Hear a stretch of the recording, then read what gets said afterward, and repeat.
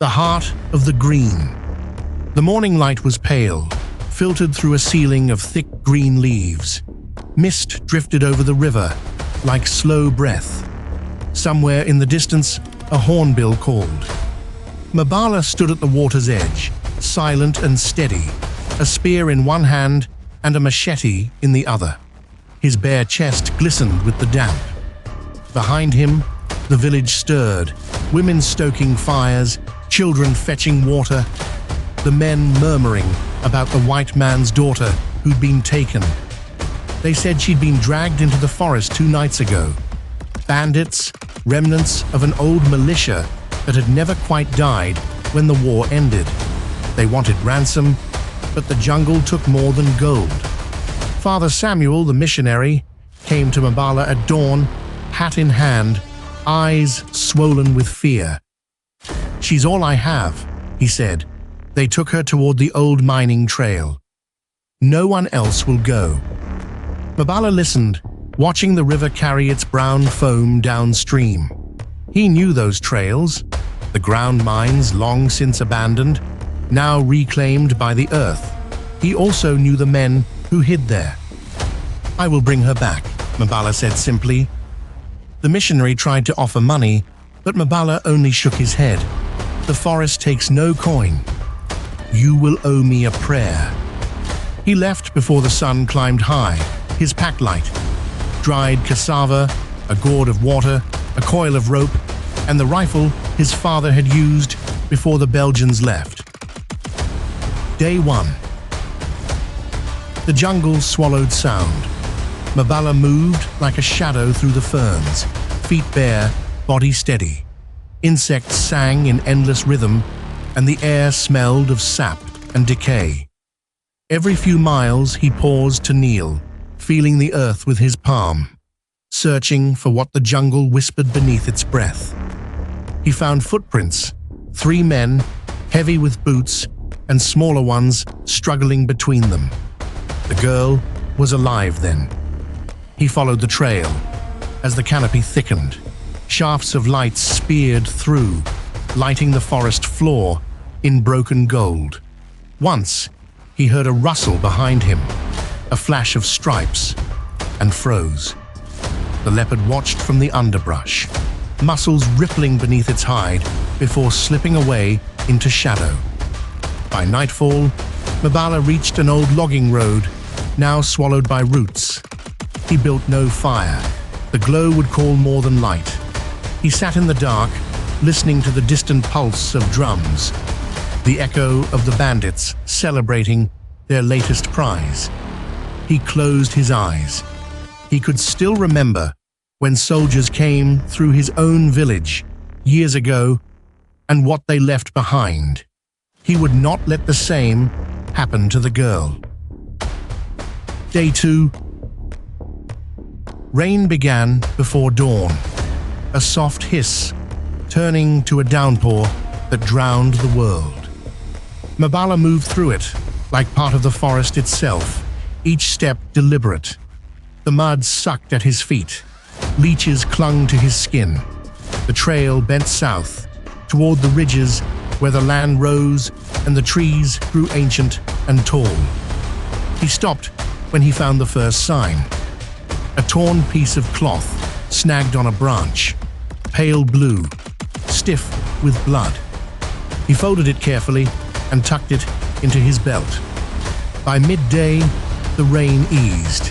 He climbed a rise, crouched behind a fallen trunk, and saw smoke spiraling through the trees ahead. A camp. Through the binoculars taken from an old soldier, Mabala saw them. 3 men in ragged uniforms, rifles leaning against a crate, and a figure tied beneath a tarpaulin. A girl, maybe 16. Blonde hair matted with mud, her eyes open but distant. He studied the camp, noting every movement, when they ate, where they kept the guns, how often one left to patrol the perimeter. He waited until dusk. When the light began to fade, Mabala crawled forward, inch by inch, through wet leaves. The forest grew still as the sun bled out. The first man fell without a sound, a wire garrote around his throat. Mabala dragged him into the brush. The second turned at the sound, but too late. The butt of the rifle cracked his skull. The third shouted, fired blindly into the dark. Mabala dove, rolled, came up behind him. A struggle, a flash of steel, and the jungle took another breath of silence. When the echo died, Mabala stood over them, chest heaving. The rain returned, washing the blood into the soil. He moved to the tarp. The girl flinched when he untied her wrists. "Shh," he said, voice low. "No one will hurt you now." Her eyes blinked at him, wide, terrified, disbelieving. You're not one of them." "No," Mabala said simply. "I am from here." He helped her to her feet. She was trembling, fevered, but alive. "Can you walk?" She nodded weakly.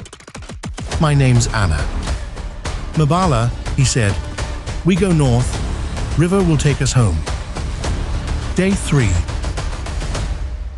They moved at dawn, following deer trails that wound through the green. Anna stumbled often, her boots torn, her voice gone to a rasp. Mabala gave her water, his pace unhurried. The jungle was patient, and so was he. They crossed ravines on fallen logs, slick with moss. Once, they heard distant shouting. The bandits must have found the camp. "They will follow," Anna whispered. "Yes," he said, "but the forest is wide, and I know her better than they." They pressed on. By midday, the heat was thick, insects clouding their faces. They found a stream and rested. Anna tried to wash her hands, but the cuts burned. "You should have left me," she said quietly. Mabala glanced at her. "You are someone's child. No man leaves a child to die." She looked at him then, truly looked, at the scars along his arms, the calm in his eyes. "You speak English well." "I learned it once," he said, "from a man like your father." "What happened to him?" Mabala's eyes stayed on the river. "The jungle took him, same as it takes all who come without respect." Nightfall. That evening, they made camp near a hollow tree. Mabala caught a small fish with a line of twine and roasted it over a tiny fire hidden by stones. Anna ate slowly, still weak. "When you found me," she said, "I thought I was dreaming. I thought maybe God had sent you." He smiled faintly. "The forest sent me, but maybe they are the same." He looked up at the stars, faint and blurred through the canopy. "Your father, he waits?" She nodded. "He's been building a school in Mambenga. Said it would bring light to the dark." Mabala nodded. "Light does not fear dark, but it must learn to live with it." They slept in turns.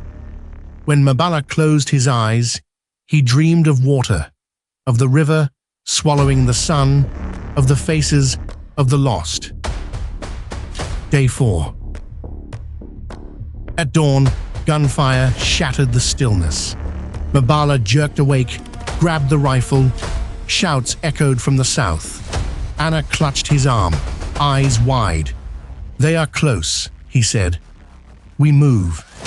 They ran, through vines, across roots, the forest tearing at them.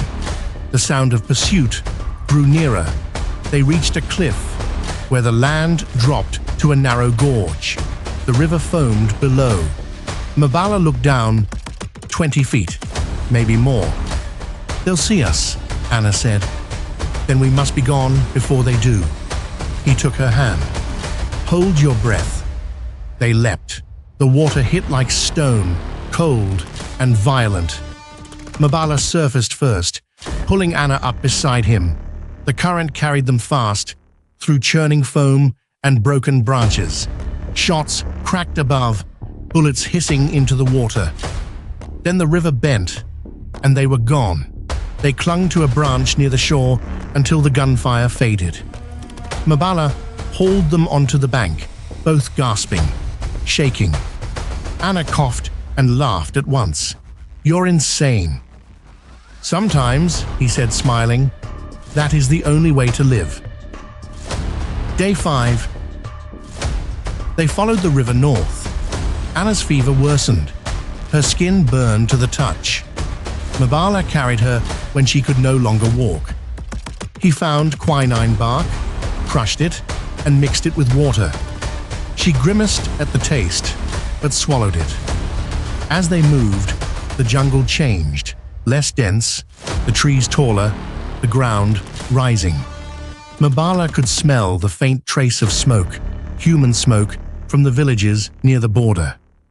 But the jungle did not let them go easily. Late in the afternoon, Anna collapsed. Her breath came shallow, her eyes unfocused. Mabala knelt beside her, listening to the heartbeat that fluttered like a bird's. "Stay," he said softly. "You stay with me." She smiled faintly. "I wanted to see the world. I didn't think it would be like this." He brushed her hair back, his voice low. "The world is wide, but the heart, it is small. You fill it with the ones you save." He carried her the last miles, his strength fading, but his steps unbroken. Day 6. Morning brought light and the smell of wood smoke, real this time. A village on the river bend. Children saw him first. A dark figure emerging from the trees, carrying a girl in his arms. The women cried out. Men came running. Father Samuel pushed through them, disbelief turning to tears as he saw his daughter. "Anna!" he shouted. "Dear God, Anna!" He fell to his knees as Mabala laid her gently in his arms. The girl stirred, eyes opening. "Papa?" "I'm here," he whispered. "I'm here." Mabala stood apart, silent, watching the reunion. His body trembled with exhaustion. The missionary rose, clutching his daughter close, and turned to him. "I owe you more than life," he said. "How can I—" Mabala shook his head. "You already prayed." He turned toward the trees. The forest swayed gently, sunlight weaving gold through green. "Wait," Father Samuel said. "At least rest. Eat. Stay." Mabala smiled faintly. The forest never rests. She watches those who leave. He looked once more at the girl. She managed a weak smile. "Thank you," she whispered. He nodded. "Go in peace, Anna. The river will remember your name." Epilogue.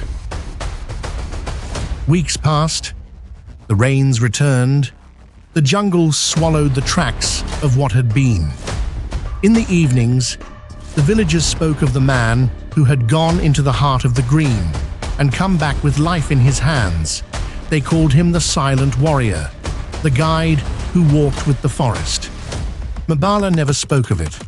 He returned to his hut by the river, tended his nets, and watched the world flow past. Sometimes he would see a heron rise from the water, its wings cutting through the mist, and he would remember the sound of Anna's laughter in the rain. He did not think of himself as a hero. The jungle did not believe in heroes, only in balance. But deep inside, he knew one thing, that every act of courage left a light, however small, in the darkest places of the world. And so, when the next call for help came, a missing hunter, a lost child, Mabala rose again, shouldered his pack, and stepped once more into the waiting green. The forest closed behind him, the mist swallowing his trail, and the sound of the river carried on, endless, eternal, alive. The end.